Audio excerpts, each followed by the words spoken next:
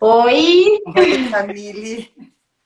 oi, Tudo correria, bem? mas dá tudo certo. Hoje não é o melhor dia de eu fazer live com quem cuida de skincare e tá plena aí do jeito que você está, né?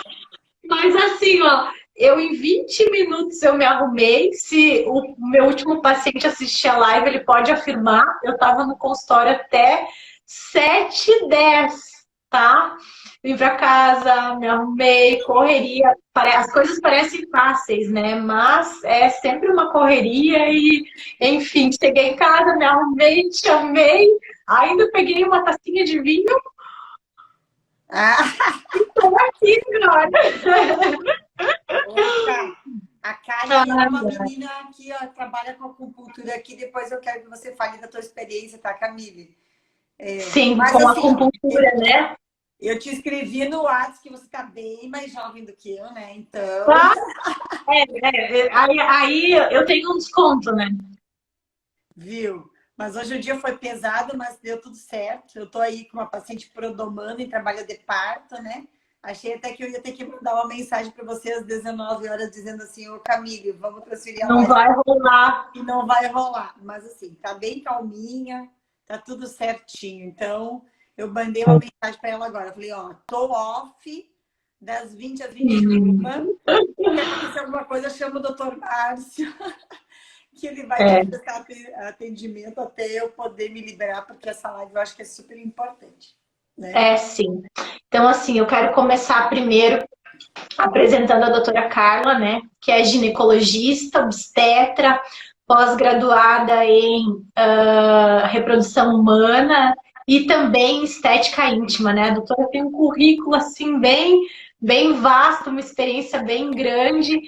E primeiro eu quero dizer assim que é uma honra para mim estar aqui, porque a doutora é uma pessoa assim que quem conhece um ser humano incrível, uma profissional incrível, e eu não tenho nem palavras para agradecer porque é um anjo na minha vida, né? Então, fico até emocionada e para mim é uma grande honra você ter aceitado, você estar aqui e a gente ter essa conversa que acima de tudo tem o objetivo de informar as pessoas e também contar um pouquinho, né, da tua experiência e da minha, principalmente, e tentar ajudar algumas mulheres e também homens que possam estar passando por algum problema de infertilidade ou, enfim, endometriose, né, doutora?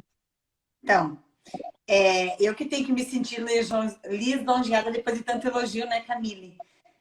Eu sempre brinco, ó, a gente acaba fazendo amizade com as pacientes, eu tenho essa, não sei se essa facilidade ou esse aconchego, não sei, mas eu acabo me tornando muito íntima das minhas pacientes, né? E compartilhar conhecimento, eu compartilho da mesma opinião que você, que conhecimento a gente não pode deixar guardado numa gaveta, né? A gente precisa compartilhar. E Exatamente. eu achei assim, ó, muito interessante mesmo quando a gente conversou e você teve a ideia que partiu de você, inclusive de se expor, né, Camille? Para contar um Sim, pouquinho da tua história, né? Porque a grande maioria das mulheres elas têm um certo receio de compartilhar as suas dores, os seus sofrimentos, as suas angústias e as suas decepções. A gente gosta de postar só o que é bom, né? E só, só alegria. Na rede social todo mundo é feliz, não tem problema, é belo, é bonito, né? Mas a eu vida não. achei, eu achei uma ideia incrível, por isso que eu topei na hora. Quando a Camille disse que eu tenho um currículo vasto, é porque eu já estou há bastante tempo no mercado de trabalho. São mais de 20 anos aí, ajudando as mulheres a terem seus bebês, né, como obstetra. E essa área de reprodução humana sempre foi uma área que me fascinou. E eu, há 2 anos e meio, resolvi sair da minha zona de conforto, né? Porque estava muito bom, consultório cheio, né? E resolvi embrenhar para o mato. Foi aí que nós nos conhecemos, né, Camille? Foi a Foi. reprodução humana Nos que aproximou. nos aproximou. E além da reprodução humana ter nos aproximado, a história da endometriose, que é uma doença que aflige 6 milhões de brasileiras, né? É E muita gente. muita gente, em torno de 15% das mulheres mundiais, né? E em torno de 50% das mulheres inférteis, né? Então, Doutora, eu queria que você falasse um pouquinho assim, sobre a porcentagem da endometriose dentro da infertilidade. 50% falou das mulheres que sofrem com infertilidade, o motivo é a endometriose. é E é o 50% que a das gente pode. Pode e falar. assim, e a tendência, Camille, então assim, como eu estava falando, 50% das mulheres que estão em idade fértil e que não conseguem engravidar, né? Elas acabam recebendo o diagnóstico de infertilidade. Fertilidade. E o que é muito importante a gente não fazer esse diagnóstico só na infertilidade, porque a gente precisa deixar com que estabilizar, não deixar essa endometriose evoluir para casos mais graves, né? Eu ontem, uma paciente, uma colega minha aqui de Campos Novos me encaminhou uma paciente de 25 anos, né? Quando uma endometriose profunda, com uma hidrosalping, né? Tentando engravidar faz 10 meses. Então, assim, ó, essa colega, ela foi muito feliz de já ter encaminhado a paciente, tá entendendo? 25 anos, né? 25 anos. Então, eu falei para a paciente ontem, depois você vai me fazendo as perguntas. Falei, que bom que você já foi encaminhada, né? E eu já tive pacientes jovens, né, com diagnóstico de endometriose, que comprometeram a reserva ovariana, e daí quando chegam já para o tratamento, já estão em estado mais avançado, né? Então, 25% dos pacientes que não conseguem engravidar têm esse diagnóstico. É um diagnóstico bem importante, né? Precisa ser investigado e tratado com muita seriedade. E, doutora, assim, o que eu gostaria de te pedir, qual é a média, assim, das mulheres, qual é a média de idade que se descobre não sei se você tem esse dado, né, para nos passar, mas que a endometriose é diagnosticada, quantos anos as mulheres Então, costumam nós sofrer com vivemos o problema sem diagnóstico? Então, nós vivemos numa triste realidade ainda. A Catiúcia entrou aí na live, a Catiúcia é a minha colega aqui de Joaçaba, que faz as histeros e as vídeos para mim de infertilidade, né? E, infelizmente, a gente tem um diagnóstico muito tardio. Entre o início dos sintomas e a descoberta da endometriose, em média, leva-se 12 anos, Camila. É, Porque os eu foram, profissionais de eu saúde foram, não eu pensam. foram, eu foram 14, quase 15 anos sofrendo com dores. Vou contar um pouquinho da minha história. Ai, eu acho ótimo. Eu, eu menstruei com em torno de 13 para 14. E um pouquinho mais de 14 anos, teve um dia que eu acordei para ir para a escola e comecei com muita dor em um lado, né? Eu sabia localizar a dor, chamei minha mãe e desmaiei no banheiro. E a minha mãe me levou pela primeira vez no ginecologista entre os 14 e 15 anos. E na época foi diagnosticado um cisto ovário policístico. Eu tratei, entrou com anticoncepcional, medicação. E segundo o doutor, o problema estava resolvido. Mas toda vez que eu cortava o anticoncepcional e voltava a menstruar, as dores voltavam. E aquela dor lateral, que eu sabia localizar, todas as vezes eu falava, doutor, eu sinto dor aqui, consiga colocar a mão no local que doía. Ah, é normal, tem mulheres que sofrem mais ao menstruar, isso é normal, você deve ter uma alça do teu intestino próxima ao teu ovário, e quando você ovula, essa dor vem. E eu fiquei com essa ideia durante muitos anos. Então, para não ter dor, eu tomava anticoncepcional contínuo, mas parava e a dor voltava, né? E assim foram até os meus 28 anos, que aí foi quando eu comecei a tentar engravidar. Eu fiz alguns projetos profissionais e pensei, não, agora tá na hora de eu ter um filho, né?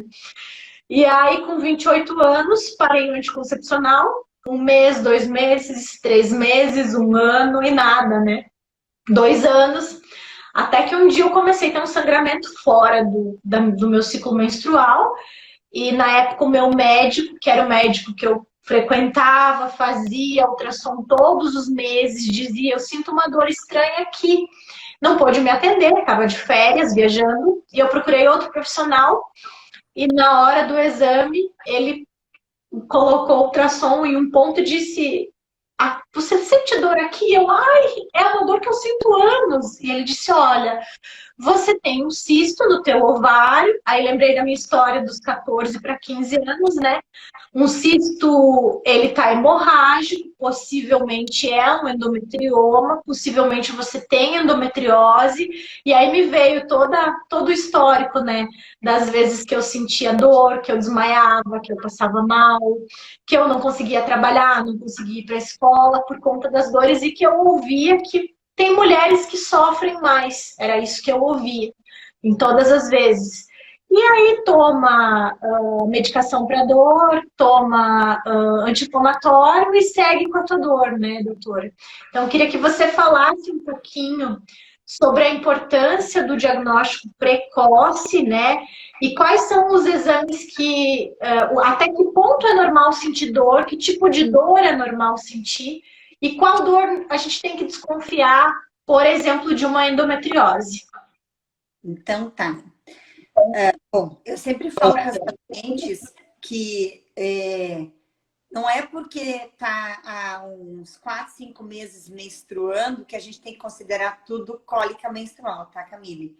Realmente existe a cólica menstrual da menina e muitas vezes ela pode ficar muito forte, né? E, inclusive, a cólica menstrual primária, ela pode ser comparada a quase um trabalho de parto, né? Mas o que eu tenho para dizer isso? Se essa dor é debilitante, mesmo na adolescência, a gente precisa, sim, ficar de olho. Nunca dizer para a mãe ou para a menina que é uma cólica primária sem uma investigação.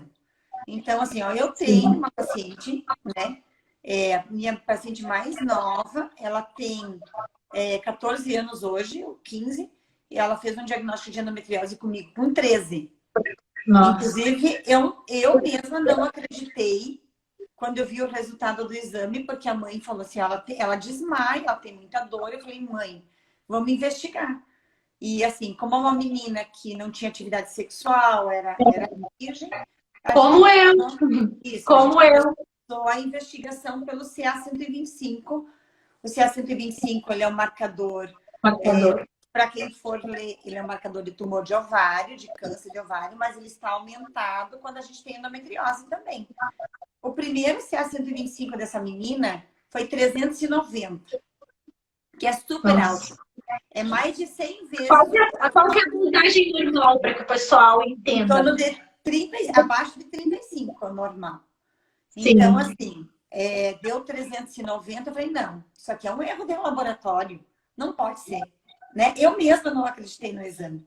Mãe, vamos esperar o próximo ciclo e vamos repetir esse exame.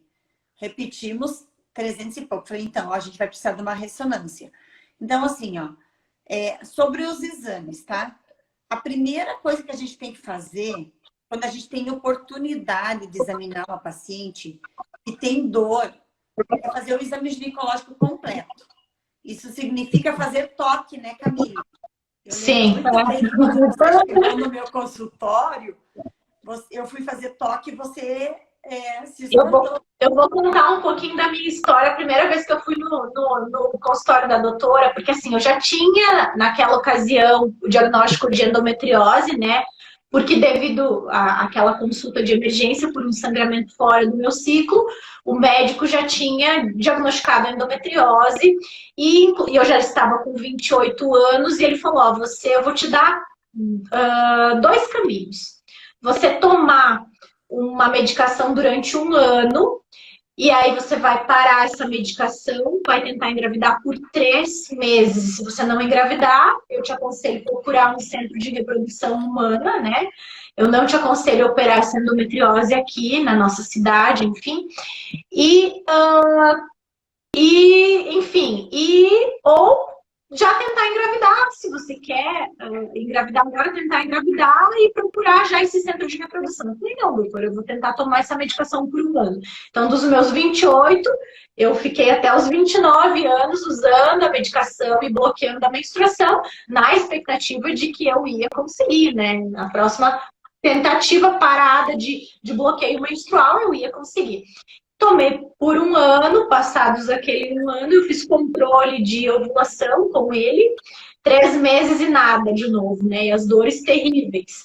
E aí foi que eu perdi tempo. Aí foi que eu procurei o primeiro centro de reprodução, né? Enfim, que eu consultei. E mais um erro, né? Segundo o profissional, a endometriose não impede que você engravide, ela apenas dificulta. Então, se você até os 36, que é a idade que eu tenho hoje, você não engravidar, você procura um novo centro, você volta aqui e aí a gente vai fazer o processo de fertilização. Então, perdi de novo, ouvi aquela orientação. E claro que não esperei até os 36, né? Com 32, eu estava fazendo uma pós-graduação, descobri que tinha um centro de reprodução humana no local que eu fazia pós-graduação e pensei, vou consultar para ver o que é. E aí foi que eu tive a real noção do meu problema, do quanto ele estava avançado e quanto tempo eu havia perdido e prejudicado a minha fertilidade por não ter sido bem orientada. Então, como a doutora comentou, esse exame CA-125, a primeira vez que eu fiz ele foi dentro de um centro de reprodução. E o meu também era altíssimo. Então, quem sabe se lá com 15, 16 anos, esse exame, que é um exame de sangue simples, tivesse sido solicitado, já poderia ter sido cogitado uma endometriose e tomado medidas para preservar a minha fertilidade lá atrás, que eu acho que é isso que é o mais importante, né, doutora? Exato. Então, como eu disse que a endometriose e a reprodução humana nos uniu, eu também queria dizer para vocês que o CA-125, ele é um marcador de endometriose severa, tá? As pacientes podem ter endometriose mais leves, certo? E não aparecer. Isso, a endometriose, ela é graduada, né? Em superficial ou profunda. Antigamente tinha grau 1, 2, 3, 4, 5. Hoje a gente não usa mais. Hoje a gente usa endometriose superficial ou endometriose profunda. E o CA-125, ele vai sempre estar alterado quando a paciente tem uma endometriose profunda, mais grave, né? Então, assim, ele é um dos exames. Outro exame bem importante é a ressonância magnética, certo? Que daí a gente faz com preparo. Hoje existem ultrassons especializados, existem especialistas que fazem especialização em endometriose ecográfica, que é tão bom ou melhor que uma ressonância, né? Sim. A gente tem hoje profissionais habilitados nessa área, que é bom. Então, assim, e o padrão ouro, se a paciente não tem alterações em exames e ela tem dor e dor relacionada ao ciclo menstrual, o padrão ouro é a videolaparoscopia, né? Que ela pode ser diagnóstica ou terapêutica, né? Então, assim, só que a gente tem que ter cuidado com a videolaparoscopia para a gente não afetar a reserva ovariana da paciente. Então, quando a gente vai fazer uma videolaparoscopia, se a gente vai fazer só diagnóstica, a gente tem que saber que a gente não pode mexer nos ovários da paciente, porque a gente pode prejudicar. Eu achei uma coisa assim, de todo o erro e toda a confusão que houve dentro do meu diagnóstico, eu achei uma coisa assim que foi muito assertiva desse profissional que me orientou a respeito da endometriose, que aos 28 anos que eu procurei ele em uma emergência, em um episódio, né, de perda de sangue fora do meu ciclo menstrual, ele logo me disse: Camille, não deixe operar, qualquer profissional operar. Existem pessoas que são cirurgiões especialistas em cirurgia de endometriose e você deve procurar um profissional, primeiro um centro de reprodução, segundo um profissional especialista ou que seja encaminhado dentro desse centro para operar a tua tua endometriose, porque isso pode afetar ainda mais a tua fertilidade. Então, isso que a doutora falou é uma coisa muito importante e nesse ponto fui muito bem orientada, né, doutora? Porque às vezes você vai operar com qualquer profissional e o que acontece é que a tua reserva ovariana que já é comprometida e afetada, a tua fertilidade que já é afetada pela endometriose, ela fica mais comprometida ainda, né, doutora? Eu vou aproveitar aqui, porque você já manja de reserva ovariana faz tempo, né, Camila? Então, você é doutora. Aliás, a Camila é doutorada em reprodução humana, porque quando ela veio consultar comigo, eu fiquei olhando para ela e falei, o que você não sabe? Né? Ela sabia tudo, porque ela lê muito, ela estuda, ela se informa. Eu acho isso excelente, maravilhoso, porque a gente tem que se informar do problema que a gente tem, né? Eu acho que aí já é 50% do caminho andado para o tratamento também evoluir de forma correta, né, Camila? Então, reserva ovariana é a quantidade de ovos que o teu ovário tem disponível para você engravidar. Então, cada mulher tem uma reserva ovariana, né? E a gente nasce com ela, né, doutora? A gente nasce com ela e toda vez que a gente tem alguma lesão que compromete o nosso ovário, a nossa reserva ovariana também pode ser comprometida. Então, o endometrioma é uma das coisas que mais ajuda a prejudicar a nossa reserva ovariana. Sem falar no cigarro, tá? O cigarro também é um fator importante. Cirurgias que mexam no ovário em si, né? Toda vez que... Dos exames, quando a Camille chegou lá no meu consultório, eu fui examinar, ela achou que ela não ia ser examinada e eu não consigo não examinar ninguém, né? Eu faço exames ginecológicos praticamente todo mundo. Quando eu toquei, eu falei, é aqui que você tem um nódulo de endometriose. E a Camille olhou, é bem aí mesmo que a ressonância me disse que eu tenho nódulo de endometriose. Na verdade, foi muito curioso, porque eu não esqueço quando, enfim, depois que eu já tinha procurado o centro de reprodução e que eu fiz a ultrassom com o especialista em endometriose, ele fazendo o meu ultrassom, ele era um professor, tinha alguns alunos em volta, e ele disse, você tem um foco de endometriose nessa região aqui do tamanho de um grão de ervilha. E a primeira pessoa que fez toque na minha vida, que eu fiquei impressionada, foi a doutora, porque eu tinha passado por vários já ginecologistas, mesmo dentro do centro de reprodução, e a doutora foi a única que fez toque. E aí ela palpou com o dedinho e disse... você tem aqui um foco de endometriose do tamanho de um grão de ervilha. E aquilo me marcou tanto, porque foi a mesma, o mesmo texto, a mesma frase que eu tinha ouvido durante o exame. Ou seja, o dedo da doutora, eu brinquei com ela, seu dedo está tão calibrado que está melhor que o aparelho de ultrassom, porque ele falou exatamente isso. Então, sobre o toque, então, assim, o primeiro diagnóstico de endometriose é um bom exame ginecológico, tá? E todo bom exame ginecológico inclui toque vaginal. E muitas vezes, se é necessário, até um toque retal, né? Como eu não fiz toque retal na Camila na época, vou botar aqui, porque a Camila já tinha o diagnóstico, né, na ecografia dela e de endometriose profunda, nem nada. Mas quando eu tenho dúvida, eu faço. Eu falo para a paciente que é importante, que não tem problema nenhum de fazer, porque a gente pode ter comprometimento da parede entre o reto e a vagina, né? E a gente consegue delimitar bem isso. Então, os exames, Camille, são esses. Em relação aos sintomas, eu sempre falo para o paciente assim, se você teve, ao longo da sua vida, uma piora dos sintomas menstruais, você precisa abrir um pontinho de interrogação por que isso está acontecendo, certo? Porque as mulheres, quanto mais elas menstruam e elas têm foco na endometriose, pior vai ficar. Fica o problema. Pior fica o problema. Vamos explicar um pouquinho, doutora, talvez para nós seja uma linguagem bem simples, né? Porque eu, como tenho problema e acabei me inteirando muito do assunto para você, mas o que seria a endometriose? Há pessoas que dizem que seria um refluxo de sangue da trompa para a cavidade abdominal. Eu queria que você explicasse um pouquinho isso. Pena que eu não trouxe um útero aqui. Mas, peraí, só um minuto que eu vou pegar um atlas de anatomia, tá? Pode pegar.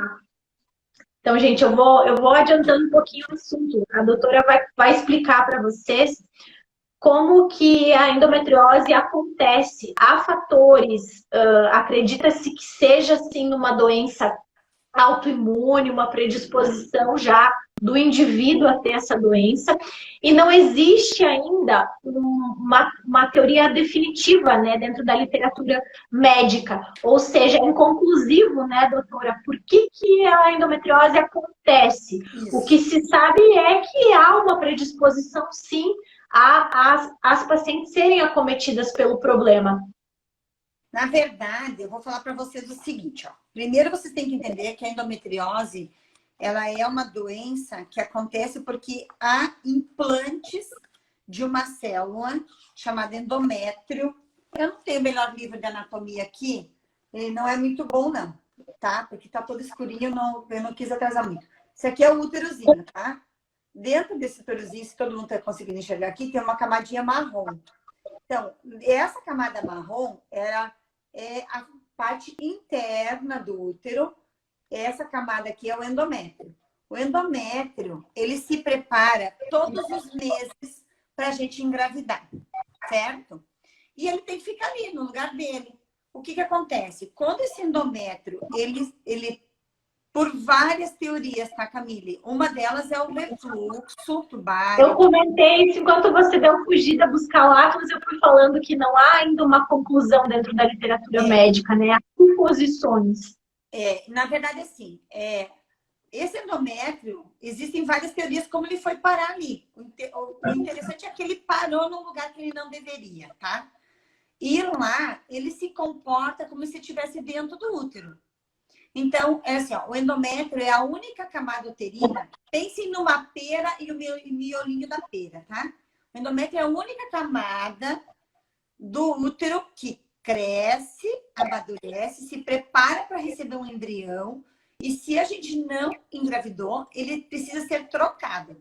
Na troca, ele arrebenta, descama, isso é a nossa menstruação. Esse endométrio que saiu dali, por várias teorias, ou por refluxo tubário, ou por implantação já na época que a gente é embrião, ou por transmissão vascular, que a gente consegue encontrar endometriose no pulmão, no coração, na coluna, no estômago. Então, tem várias teorias. Implantou ali, ele se comporta como se ele estivesse lá dentro do útero. Ele não sabe, ele é burro, tu tá entendendo? Então, lá ele vai crescer, vai amadurecer, e se a paciente não engravidar, vai sangrar. Só que esse processo de sangrar nesse lugar vai fazendo processos inflamatórios. E o sangue, ele tem componentes dentro dele do plasma. Tanto é que a gente faz o plasma rico em plaquetas, né? Sim. E é um chicletinho, certo? Então, o que acontece? Faz um chicletinho, vai grudando, vai grudando. Você sabe quando você se queima e tem uma ferida que fica toda repuxada? Então, eu sempre falo, vai repuxando e vai grudando um órgão no outro e vai se infiltrando. Então, a endometriose hoje, ela é estudada muito em grandes centros oncológicos, porque ela não é um câncer, mas ela se comporta como se fosse um câncer. Como se fosse. Então, assim, essa célula, ela invade essas estruturas e ali ela vai fazendo ninhos, crescendo. E se não for bloqueada, se não for tirada, vai aumentando gradativamente. Por isso da importância do diagnóstico precoce para a gente não evoluir para uma endometriose profunda, né? Essa aqui é a mais... Então, assim, acho que o que a doutora quis explicar de maneira bem simplificada é que quando a gente tem, né, essa formação de endométrio, de células de endométrio em outras partes, a gente pode ter focos, né, formação de, como se fosse endométrio no intestino, no ovário, na bexiga. Eu já vi relatos, doutora, não sei se eu tô fora mas no fígado eu já ouvi relatos. A Ângela, vou falar aqui, a Ângela é outra paciente que eu fiz toque, né, Ângela? E fiz diagnóstico de endometriose. A Ângela, quando ela chegou no meu consultório, eu falei, menina, você tem o ovo de pato. Falei para ela, entre o reto e a bexiga. A Ângela foi uma das primeiras pacientes que fez cirurgia de endometriose profunda. Na época, eu não fazia reprodução humana ainda. mandei ela operar, ela operou com os poucos cirurgiões que existiam no Brasil, e a Ângela, 3 meses depois da cirurgia, estava grávida. Hoje a Ângela tem uma menina de 9 Que anos. bênção, que Fruto de bênção. uma cirurgia que não foi da endometriose. E anos a Ângela sofria. E é o tal do toque, tá, Camille? Que ninguém fazia. Que nunca fizeram em mim. Que faziam só Um pouco anti-inflamatório difícil. quando ela menstruava, né? Então, eu só contei a história da Ângela aqui, porque ela botou aqui, ó, eu aqui o diga, né? Então, Uhum. me dei a liberdade, viu, Ângela, de compartilhar a tua história junto com a da Camille aqui, para todo mundo ficar sabendo. E assim, ó, o que a doutora falou, a questão de afetar órgãos, conforme a gente vai tendo ciclos menstruais, esses focos de endometriose, eles vão sangrando. A cada ciclo, então eu tenho um foco de endometriose no meu intestino, grudado na paredinha ali do intestino. Aquele foco sangra. E ele deixa a cavidade abdominal toda inflamada e vai formando aderências. Então, meu intestino pode colar no meu útero, no meu ovário, enfim, formando essas aderências. E é isso que vai dificultando, né, doutora, a fertilidade. As trompas também podem ser afetadas por isso. E Metidas. aí vai comprometendo a questão da fertilidade da mulher, porque há tanto uma dificuldade na questão da implantação do embrião, né, doutora, quanto o próprio processo, se afetar os ovários e as trompas, pode obstruí-las, e assim não tem mais passagem para que o espermatozoide encontre o óvulo e ocorra o ciclo natural de fecundação, né? Isso, o que a Camille falou, e antes eu fui buscar o livro, eu também ouvi a Camille falando, porque eu falo que a Camille é expert, né? É uma paciente expert no assunto, né, Camille? A questão da endometriose ser imunológica. É verdade. Isso, eu falei, Isso, você comentei. falou, e é verdade. A Como questão se fosse uma doença imunológica autoimune, né, doutora? É uma considerada das hoje teorias. uma doença autoimune. Por quê? Porque existe uma falha do meu sistema imunológico em eliminar aquela célula de endométrio que foi parar ali, né? Então, hoje a gente sabe que a endometriose, além de comprometer a fertilidade por aderência, por obstrução tubária, por diminuição da reserva ovariana, esses fatores imunológicos, esses processos inflamatórios, eles também podem comprometer a qualidade do óvulo e a implantação embrionária, né? Existem alguns genes ligados com a endometriose que fazem com que você tenha, as pacientes com endometriose tenham maior taxa de aborto e tenham menor taxa de sucesso, inclusive na fertilização in vitro, por esses processos inflamatórios, né, Camille? Sim.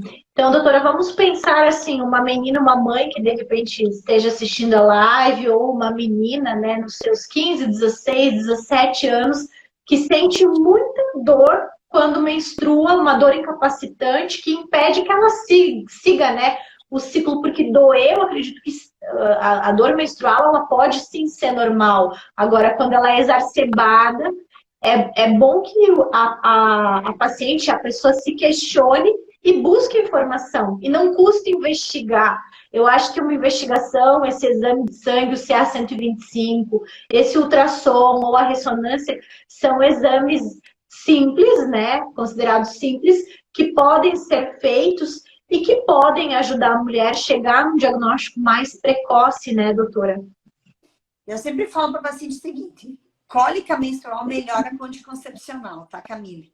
Aquela paciente que tomava anticoncepcional que não tinha cólica, começou a aparecer cólica, não pode ser cólica, tu tá entendendo? Não pode ter cólica menstrual com anticoncepcional. Sim. Porque assim, a menstruação ela é um fenômeno inflamatório e ela causa dor porque ela libera uma substância que a gente chama de prostaglandina e que faz inflamação no útero. Então, assim, quanto mais grosso o endométrio, mais esse processo inflamatório menstrual dentro do útero. Quando você usa anticoncepcional, você faz com que esse endométrio fique fininho. Então, o processo inflamatório vai ser menor.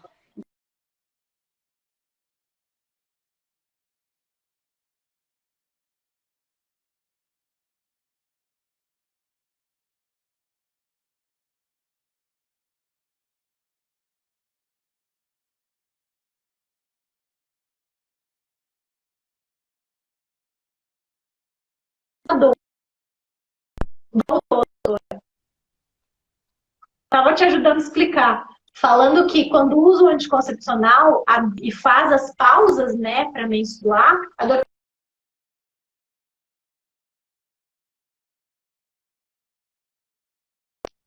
foi pausado, mas a doutora Estou voltou. ouvindo a Camila. Agora voltou. Isso. Tá. Agora sim. Eu continuei a tua explicação, falando que quando a mulher usa o anticoncepcional, a dor, a cólica nas pausas tem que ser pequenininha, porque a quantidade de endométrio para descamar e sair, ela também é pequena pelo uso do anticoncepcional da pílula, né, doutora? Exatamente. Ok. E qual seria a medida, por exemplo, de uma pessoa mais jovem? Hoje, qual seria o caminho? Descobriu que tem endometriose. O que é o melhor a se fazer? É ir procurar cirurgia? Qual que é a melhor medida para preservar a fertilidade e evitar que a doença tenha progressão? Então, bloquear a menstruação? Bom, existe um consenso quase que mundial, né? Mundial. O tratamento da endometriose vai depender do que você quer, do que você deseja, né? Se você deseja alívio da dor, se você não quer se submeter a uma cirurgia, por N motivos, né? Então, assim, a primeira coisa, vamos dividir. Eu tenho uma endometriose e não quero engravidar. Eu tenho uma endometriose e quero engravidar. Certo? Isso é um divisor de águas muito importante. Então, assim, quem tem endometriose e não quer engravidar, e o que ela procura? Eu procuro alívio da dor, certo? Eu não quero operar, eu procuro alívio da dor, eu sou muito jovem para operar, eu tenho 14, 15 anos. Eu sempre falo, parar de menstruar. Por quanto tempo, doutora? Indefinidamente. Até você resolver engravidar ou até você resolver operar. Certo? Bom, doutora, eu quero operar. Eu não quero ficar assim, não quero tomar pílula de forma contínua, nem remédio para endometriose. Bom, primeira coisa, você tem algum comprometimento ovariano dessa endometriose? Você é jovem? Tenho. Então, vai preservar a tua fertilidade. Hoje, muitos centros de reprodução humana oferecem, inclusive, a preservação social da fertilidade, que é uma coisa muito importante. As mulheres estão engravidando cada vez mais tarde, com muito mais dificuldade, né? E eu falei há pouco que a endometriose compromete a reserva ovariana. Eu tenho uma paciente com endometrioma bilateral com 25 anos e um antimileriano de 0,2. Vejam bem, 25 anos. Essa paciente. Qual que é o normal, doutora? Qual que é o normal? Nessa idade, uns 3 ou 4, Camila. 3 ou 4, né? Isso que a doutora falou, esse exame antimileriano, ele é um exame que mede a reserva ovariana, ou seja, a gente nasce com um número X de óvulos, a mulher que vai produzir ao longo da vida.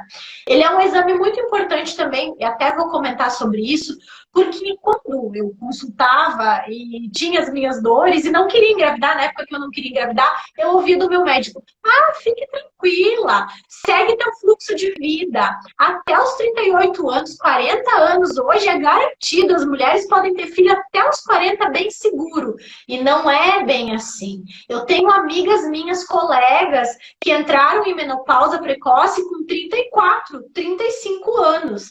Então, é muito importante, se você daqui um pouco não quer ter filhos aos 28, aos 25, aos 27, até os 30, mas que você cheque essa tua reserva, né, doutora? Exatamente. Principalmente se você tem uma endometriose com comprometimento ovariano. Foi o que eu falei, essa paciente tem um comprometimento severo bilateral, né? E com 25 anos ela tinha uma reserva ovariana assim de uns 40 e poucos anos, né? É uma menina que está fadada a entrar em menopausa precoce com 30 e poucos anos, né? Então, voltando ao raciocínio. Eu não quero ter filho agora, mas eu quero operar e eu tenho um comprometimento ovariano da endometriose. Por favor, se certifique que você vai ter óvulos guardados. Hoje não é tão caro fazer uma preservação da fertilidade. A gente gasta dinheiro com tanta outra bobagem, né? Que preservar... Compra celular caro, iPhone da última geração, e aí não vai querer daqui um pouco fazer uma coleta de óvulos, ah, eu não quero engravidar com 25, com 28, mas a minha reserva ovariana é 2, ou seja, já equivale uma mulher de mais de 30, né, doutora? Em torno disso. Aí, Então, nesse preservação caso, da fertilidade, opere a sua endometriose. Não esqueça que mesmo bem operada, uma endometriose tem 4% de chance de recidiva, né? Então, assim, pode operar com o melhor cirurgião do mundo. Você tem 4% de recidiva, certo? Então, é importante ficar de olho também nos sintomas. E muitas vezes, quando tem recidiva, a gente precisa usar algum método. A recidiva é menor, né? Com menos intensidade, usar algo para evitar que evolua. e a gente pensa, doutora, agora eu vou contar um pouquinho assim da minha história, né, do meu relato, da minha experiência nesse período. A gente pensa que infertilidade, endometriose é uma coisa que afeta poucas mulheres. É incrível o número de mulheres que são afetadas por endometriose e por infertilidade. Teve um curso que eu dei dentro da minha clínica, que dentro do curso era eu e mais 3, em um grupo de 8, tá? Então nós éramos em 4 pessoas afetadas por infertilidade no mesmo ambiente, naquele momento. Então é muito mais comum do que as pessoas imaginam. O que acontece é que ainda é um tabu. As pessoas têm medo de falar, as mulheres e os homens que são acometidos, porque a infertilidade não afeta só mulheres, a gente sabe que tem varicocele, enfim, causas de infertilidade masculina também, né? E muitas pessoas se fecham com o problema, não se abrem, e às vezes é o teu vizinho, é o teu irmão, né, afetado, é o teu melhor amigo e você não tá nem sabendo. Então, é um assunto é um problema mais comum do que a gente imagina. E realmente, assim, como eu tenho uma facilidade muito grande para falar, eu não tenho medo de expor a minha história, porque eu acredito que isso também é uma forma de orientar as pessoas, ajudar as pessoas, e eu acho que a gente tem esse papel também, né? Dentro da minha clínica é constante eu ouvi relatos de mulheres com endometriose e infertilidade. É muito maior o problema do que a gente imagina. E eu ouço assim, é muito triste ouvir de algumas mulheres: o único sonho que eu tenho na vida, doutora, é ter um filho. E eu sei que eu vou precisar de uma fertilização e eu não tenho condições financeiras. Então, eu queria até que a doutora falasse sobre o projeto que ela participa em São Paulo, né? Que é um projeto lindo, que é o projeto Girassol, e que ajuda muitas mulheres a realizarem esse sonho. Então, quando todo mundo pensa, né, Camila, em fertilização in vitro, que seria o passo para a gente tratar muitas mulheres com endometriose, para realizar o sonho da maternidade, né, do casal ter filhos, todo mundo acha, não, mas esse sonho para mim é inacessível economicamente. Então, assim, no instituto onde é que eu fiz a minha pós-graduação, existe um projeto chamado Projeto Girassol, que é um projeto de baixo custo, né? As pacientes hoje, elas têm medicação, acompanhamento, tratamento por fertilização, em torno hoje, assim, de 15 mil, né? Uhum. Com tudo, com É o medicação. valor, né? Com a medicação já, né, doutora? Com medicação. Sendo que todo o laboratório, toda a parte do instituto ainda pode ser parcelada em 10 vezes no cartão de crédito, né? E às vezes eu falo, a gente tira um financiamento para comprar uma moto, né? E não vai para realizar, de repente, um projeto de família. E não realiza o teu sonho. Então, assim, o projeto Girassol, ele é um projeto bancado por alunos, né? Alunos da pós-graduação. A pós-graduação do Instituto Gera, ele tem desde 2006, essa pós-graduação já existe. O Instituto é um instituto de ensino e pesquisa. Todo ano, lá no Instituto, a gente leva artigos e trabalhos científicos para congressos internacionais. Esse ano mesmo, a gente apresentou um trabalho no Congresso Europeu de Reprodução Assistida. Para você ter um trabalho aceito num congresso desse... Não é bem assim. Não é bem assim. uma das minhas orientadoras, a doutora Marise, que eu já fiz uma live aqui falando sobre alguns assuntos de fertilidade. Ela participa, então ela teve um artigo esse ano publicado no Lancet, né? Então, o pessoal pós-graduado, pós-doutorado, então é um pessoal que a gente tem que batalhar muito lá, a gente tem que estudar muito, né? Tanto é que quando a Camille veio para mim, ela tinha estudado muitas coisas, e todas as coisas que ela tinha me dito eram coisas que eu compactuava, né, Camille, a respeito da tua pesquisa por falha de implantação embrionária, né? Então, hoje a gente tem acesso, todo mundo consegue pegar um ônibus aqui para São Paulo, né? Até hoje, assim, eu fiquei meio assim, eu estava conversando com um colega meu, um ginecologista, que ele me encontrou no bloco, ele disse, e daí? E a tua clínica de infertilidade? Eu falei, olha, eu nem sei se eu vou montar a estrutura do laboratório. A clínica, eu trabalho com isso já faz 2 anos e meio, mas eu não sei se eu vou montar o laboratório em Joaçaba. Ele, como que não? Eu falei, olha... É tão fácil ir? Falei, a estrutura para montar o laboratório é cara. Eu continuo com o vínculo num instituto que é de excelência. Referência. Gente, eu quero contar um pouquinho para vocês. Apesar de ser um custo mais acessível, essa foi uma oportunidade que a doutora me deu. Ela, quando eu procurei ela falou, eu vou te incluir dentro do projeto. Mas a gente já tinha procurado centro de reprodução que a gente bancou integral, enfim, que não tinha projeto, não tinha nada. E o atendimento lá é sem explicação, é fora do normal. Você se sente no melhor lugar do mundo pelo acolhimento humano, né? Pelo bom atendimento, o próprio ambiente é incrível, assim. E é realmente um projeto muito bonito, com uma qualificação profissional muito grande, onde as pessoas conseguem realizar o procedimento com um custo 50% menor do que o valor cobrado por aí, né, particular, 100% integral, né, e com qualidade. Eu me senti muito acolhida quando eu estive lá, eu achei assim, é incrível, né, doutora? É um atendimento muito humano, qualidade técnica profissional, o ambiente acolhedor, aconchegante. Então, assim, quem realmente tem esse sonho, e a doutora faz, e mora aqui na nossa região, a doutora faz todo esse acompanhamento clínico por aqui, e aí você só viaja para fazer o procedimento, uma fase só, é uma viagem única que você faz para fazer a coleta dos óvulos e a fertilização lá daí, né, doutora? Isso.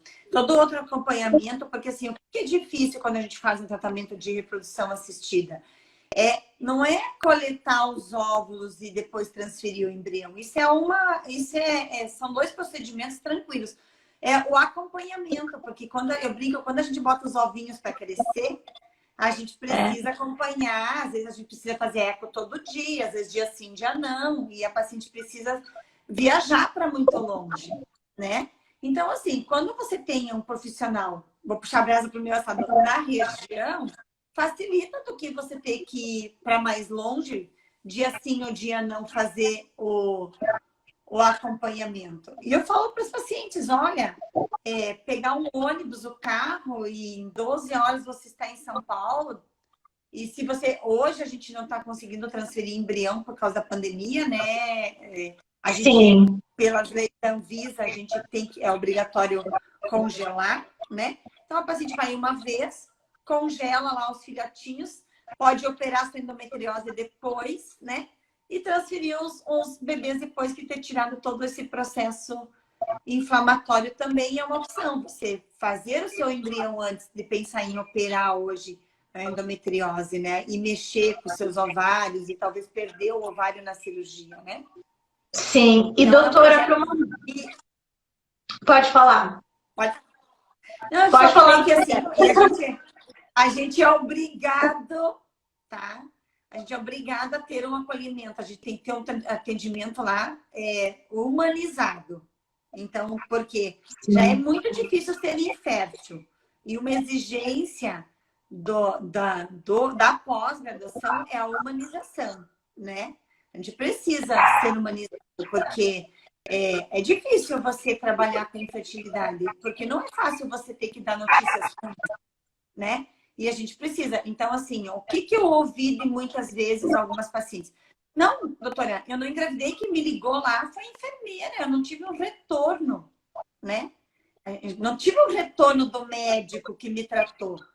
E lá no instituto, a gente era obrigada, quando a paciente não engravidava, a gente era obrigada a atender o paciente de volta com beta negativo. Tu tá entendendo, Camille? Para você Sim. aprender a acolher aquele casal que tá... Porque o insucesso faz parte da fertilização humana. Quando a paciente vai fazer fertilização, a gente não dá garantia de que ela vai ficar grávida. A gente dá garantias que a gente está ajudando, né? Então, você tem que saber acolher aquele casal que não deu certo, né? Tentar É descobrir importante a por gente que não falar deu sobre certo. isso, doutora. Depois tem uma perguntinha da Gisele que nós vamos responder, mas antes de responder, qual que é a taxa de sucesso dentro de um procedimento de fertilização? Então, as taxas de sucesso variam com a idade, né? E com, principalmente em relação à idade. No mundo inteiro, Camille, as taxas de sucesso de fertilização in vitro, no geral, você pode fazer no IVE, que é um centro de excelência lá na Espanha. O IVE Excelência. tem inúmeras, o IVE tem inúmeros centros espalhados pela Europa, tem IVE aqui na Argentina, em torno de 50%. É claro que se você tem um embrião diferenciado, se você é mais jovem, depende da causa também da infertilidade, né? Então, no geral, 50%, né? Mas é 50% a mais que você não tem nenhuma chance, né? É. E a Gisele perguntou se tem algum medicamento específico para endometriose. Então, Gisele, isso é uma pergunta bem pertinente. Eu não sei quantos minutos nós temos ainda, Camille. Ainda não apareceu o cronômetro, mas eu também não sei. Então, eu acho que essa pergunta da Gisele é bem pertinente. Gisele, assim, ó, os últimos estudos mostraram que não interessa o remédio, tá? Interessa você parar de menstruar. Se você se adaptou muito bem com uma pílula de uso contínuo, se você parou de menstruar, se você não tem mais dor, né? Mantenha o uso do anticoncepcional, né? Antigamente, a gente usava muito uma medicação chamada análogo de NRH, que é o Zoladex, né? Zoladex. Mas na verdade o Zoladex ele não poderia ser usado por mais de 6 meses, porque ele induz uma menopausa precoce, com isso dá muitos sintomas na paciente e uma perda de massa óssea na paciente jovem. Nem quero saber.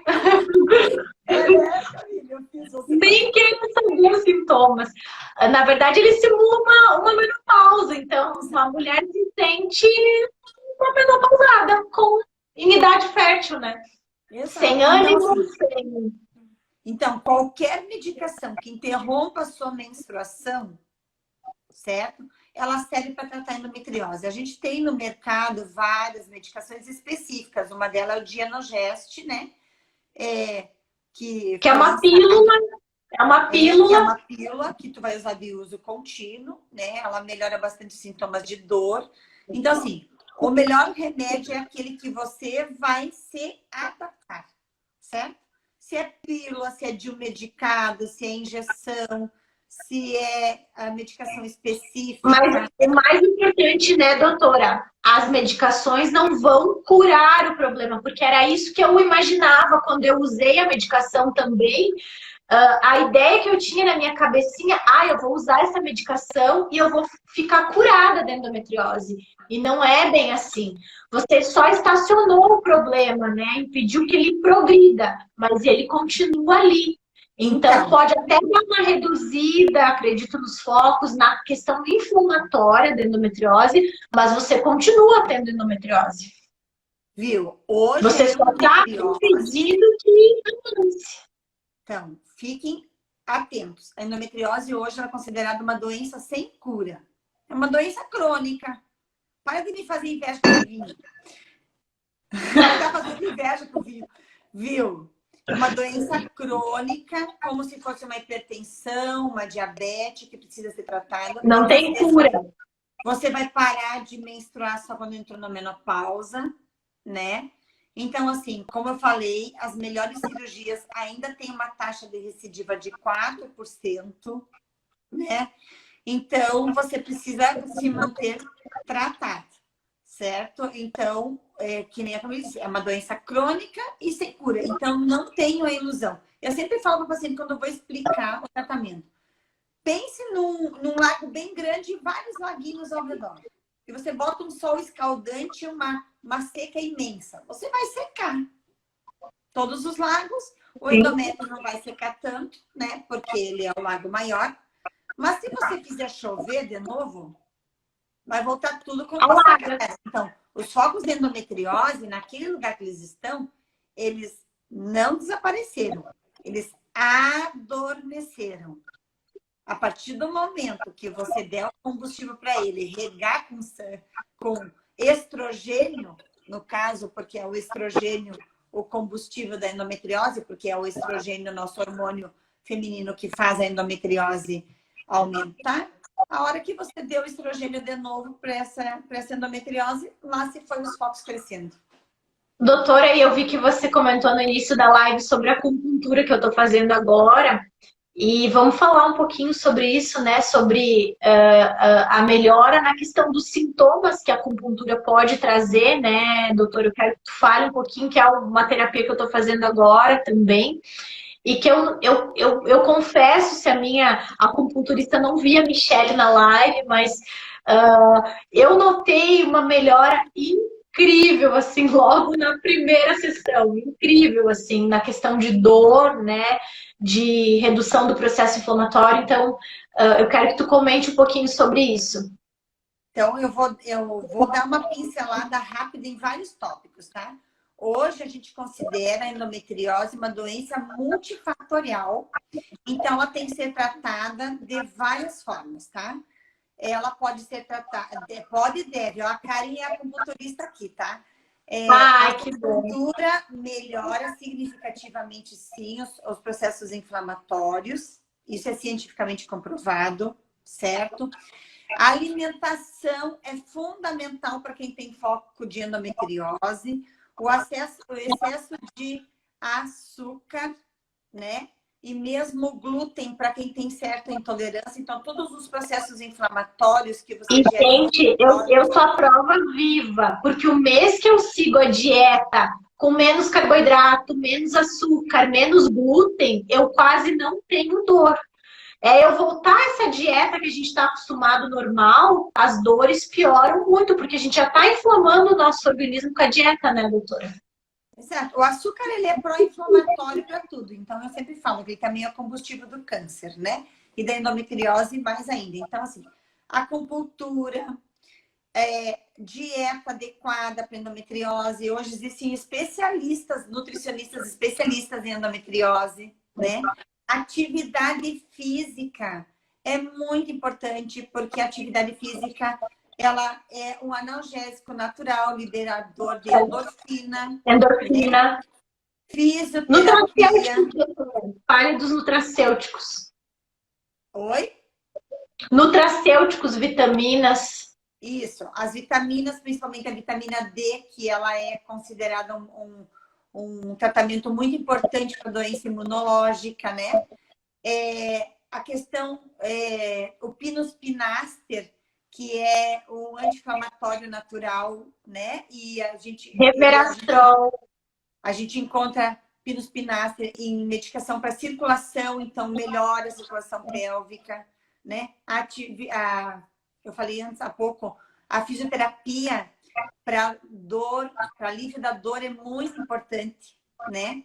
E o temos 28 minutos, 28 segundos, doutora, 28. Então, pessoal, a nossa live caiu, né? Mas o tempo esgotou. Eu acho que é um assunto que a gente teria horas e horas e horas para estar falando aqui para vocês. Tanto eu quanto a doutora Carla, é um assunto muito vasto Então, que afeta muitas mulheres. Eu, nessa minha trajetória, conheci muitas mulheres que são afetadas pelo problema, que sofrem com isso, e ouvi de alguma delas que o único sonho da vida delas era ter um filho. Então, é um problema mais comum do que a gente imagina, a questão tanto da endometriose quanto da infertilidade. E eu quero agradecer a todos que estiveram presentes com a gente. Eu não vi a doutora Carla entrar, mas enfim, quero agradecer a presença de todos, dizer que a doutora, ela é uma pessoa maravilhosa, com conhecimento incrível e que está pertinho aqui da gente, né, da nossa região, em Joaçaba. E quem tiver mais dúvidas, eu acho que pode deixar nos comentários da nossa live. Eu vou deixar salva, já salvei, já deixei disponível no IGTV, vou deixar no YouTube também para vocês toda a live gravada. E quem tiver mais dúvidas ou tiver, pode deixar nos comentários que depois a gente vai respondendo, tanto eu quanto a doutora, e principalmente ela, né, que tem mais conhecimento do assunto.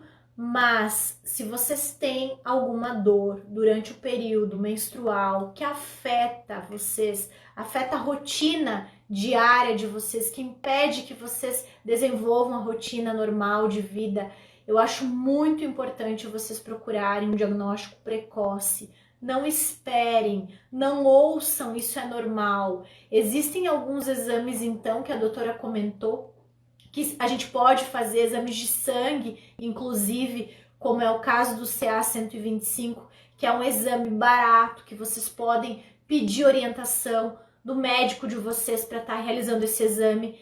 E desconfiem, dor menstrual incapacitante não é normal. A doutora Carla entrou de novo. Estou fazendo a conclusão da live, até vou chamar a doutora, vou convidá-la de novo.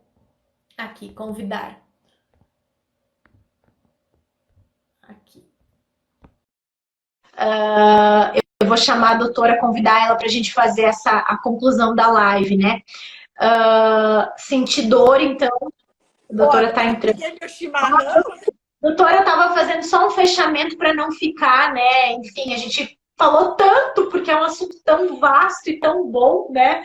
E é tão importante para as mulheres que eu quis fazer essa conclusão, né, doutora? Eu acho importante a gente deixar o recado que sentir dor, que incapacitante no período menstrual, não é normal, não aceitem isso como normal e busquem uma investigação. Então, se vocês têm dor, né, doutora, que seja incapacitante, que vocês consideram que não é normal, que está impedindo vocês de realizar a atividade, a rotina diária de vocês, busquem um profissional, peçam para fazer os exames, CA 125, o ultrassom, né, e até mesmo a ressonância magnética. E o mais importante é buscar o tratamento precoce, acho que fica aí a dica, né? E aqueles caminhos, ou bloquear, se não quer engravidar, bloquear a menstruação até decidir engravidar e buscar a orientação de um profissional a partir do momento que você tem o diagnóstico, né, doutora? Buscar a orientação de um profissional, tanto que trate o problema ou um profissional especialista em reprodução. Exato, falou tudo. Então, eu divido Falei. em águas. Depende do que você quer. Se você quer engravidar, é um tratamento, né? Se você não quer engravidar, é outro tratamento. E o tratamento dentro da reprodução assistida ou da reprodução humana vai depender do grau da sua endometriose, né? E do grau do seu comprometimento e do grau da sua reserva ovariana. Então, a gente precisa sempre estar... o tratamento ele é muito individualizado, né, Camille? Vai de paciente para paciente. Mas é sempre importante. E o grau da doença, né? Quanto mais de menstruar, tomar é o mais importante. Não é uma opção para quem quer engravidar. Entendam? Não é uma opção você hoje receber, depois de todo o curso que eu fiz, né? Receber o diagnóstico e dizer assim, você tem endometriose, toma 6 meses de remédio, pare e tenta. Não. Você tem endometriose, procure saber qual é a sua reserva ovariana, o grau do comprometimento da sua endometriose e procure saber para você qual é o melhor tratamento dentro da reprodução humana para não ficar perdendo tempo. tomar anticoncepcional não garante que você vai manter a sua reserva ovariana. É muito importante as pacientes saberem que quando elas estão tomando anticoncepcional, a reserva ovariana ela vai diminuindo do mesmo jeito. Essa é uma pergunta muito frequente. As pacientes dizem assim, ah, doutora, mas eu tomei pílula durante 15 anos, não preservou minha fertilidade. Não, senhora. Você acabou resgatando do mesmo jeito aqueles folículos, aqueles 1000 folículos que você resgata normalmente, eles vão embora com pílula ou sem pílula. Então, assim, hoje você bloquear uma menstruação para paciente tentar engravidar depois, hoje a gente não considera isso mais como um tratamento de infertilidade. Hoje assim, porque nesses 6 meses você vai perdendo os teus folículos do mesmo jeito, né? Sim. Então, acho que fica o recado. Quem quiser mais informações, a gente pode, né, doutora? Eu falei para eles que eles podem perguntar embaixo, que a gente pode responder o que for possível. Mas quem quiser mais informações, a doutora Carla atende em Joaçaba. E procurar, né? Procurar o diagnóstico mais precoce e um profissional que seja capacitado para estar abordando o problema da melhor maneira, né, doutora? Eu vou contar para vocês que a Camille faz 1 ano que anda me aliciando para mim atender um dia. Agora ela está com Só que eu preciso de um ela atende por enquanto em Joaçaba e no centro lá no Girassol, né? Mas a sala dela em Videira tá pronta, esperando ela. E assim que ela disser boa, nem que seja uma vez por mês, a gente está aceitando ela aqui no consultório, na clínica. E eu tenho certeza que a primeira vez que ela vir, ela vai ter que vir de manhã bem cedo e ficar vou achar até um quarto para ela dormir aqui, porque não vai faltar paciente com certeza. E eu deixo o Covid passar primeiro. Eu tô amadurecendo a ideia, só que daí eu vou ter que fazer um clone quase, que nem você, que não para em lugar nenhum. Né? Mas a gente se vira nos 50, mas a gente consegue, doutora. Então tá. Obrigada pelo convite. Eu realmente escrevi lá no teu WhatsApp. Eu me senti extremamente lisonjeada de ter sido convidada, né? Porque é um assunto que eu gosto, né, de falar. É um assunto que muito antes de eu fazer reprodução assistida à reprodução humana, eu já vinha manejando as pacientes no consultório, né? E hoje, que nem eu falei, hoje eu compartilho com a videocirurgia da doutora aqui em Joaçaba, né? Porque a gente tem que ter profissionais, não dá para abraçar tudo, né? Então, sim. Ela me ajuda nesse sentido. Então, foi um prazer e informação e conhecimento vale a pena se a gente consegue transmitir para todo mundo, né, Camille? Muito obrigada mesmo, tá bom? Obrigada, doutora. Obrigada por ter aceitado o convite, por transmitir um pouquinho do que você sabe, né? E o que eu posso dizer é que a doutora é um anjo na vida de várias mulheres e vários casais. E agradecer ter aceitado o convite e estar aqui com a gente hoje, tá? Tá bom. Beijo para todo mundo. Até. Beijão. Tchau. Fiquem com Deus, gente. Tchau.